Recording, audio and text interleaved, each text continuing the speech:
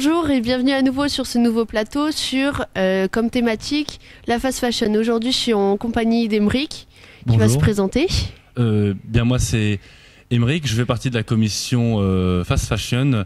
La fast fashion c'est une action, c'est l'action de racheter des vêtements neufs fréquemment. Et en fait ça favorise l'industrie du textile, et l'industrie du textile, on n'est pas sans savoir que c'est le premier pollueur au monde. Pensez-vous que la sensibilisation sur la fast fashion est suffisante? Alors, c'est une bonne question et actuellement, je pense qu'il y aurait encore un peu de travail à ce sujet. Déjà, c'est un mot anglais, donc c'est pas forcément, ça parle pas forcément. Les nouvelles générations sont plus sensibilisées à ce sujet, mais je pense que pour les personnes qui auraient un peu plus d'âge, il faudrait quand même leur expliquer un peu qu'est-ce que c'est, parce que c'est pas. Il faut sensibiliser les gens. Parce qu'en fait, acheter un vêtement, ça a des conséquences.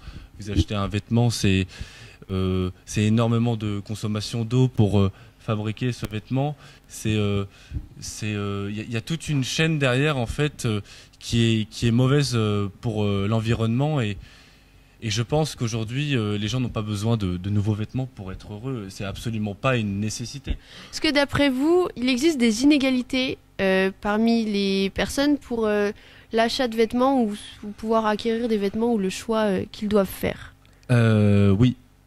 Alors ce sont des inégalités pour le moins économiques. La mode, ça coûte cher, et certaines personnes n'ont pas forcément les moyens de s'acheter de la marque. Et en fait, le problème dans ce cercle vicieux, c'est que lorsque vous n'avez pas les moyens d'acheter de la marque, eh ben, vous allez vous tourner vers plutôt des vêtements de mauvaise qualité, et puis c'est pas forcément bon en fait, ni pour l'environnement ni pour les personnes qui les fabriquent. C'est-à-dire que vraiment c'est soit le choix d'un vêtement qui coûte cher mais de bonne qualité, soit peu cher et qui finit dans la nature. En tant que élu au conseil régional des jeunes, là on est en train de travailler, on fait des choses concrètes, on est en train de travailler sur un projet. Là pour exemple, on va participer à nos futurs, on va faire une friperie durant cet événement. Est-ce que vous pensez qu'il serait intéressant de développer le système de friperie mais à une plus grande ampleur? Oui, c'est très intéressant. Oui, il faut absolument le faire. Moi je sais que dans mon lycée ça a été fait, je sais que dans pas mal de lycées bretons c'est une expérience qui a déjà été testée, mais il faut encore élargir, et je pense que la région Bretagne est aujourd'hui exemplaire dans le domaine.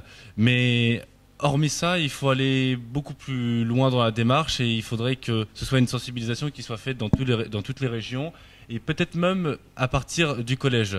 Donc au niveau des départements et tout ça, je pense que la friperie, c'est un concept qui aujourd'hui est très important.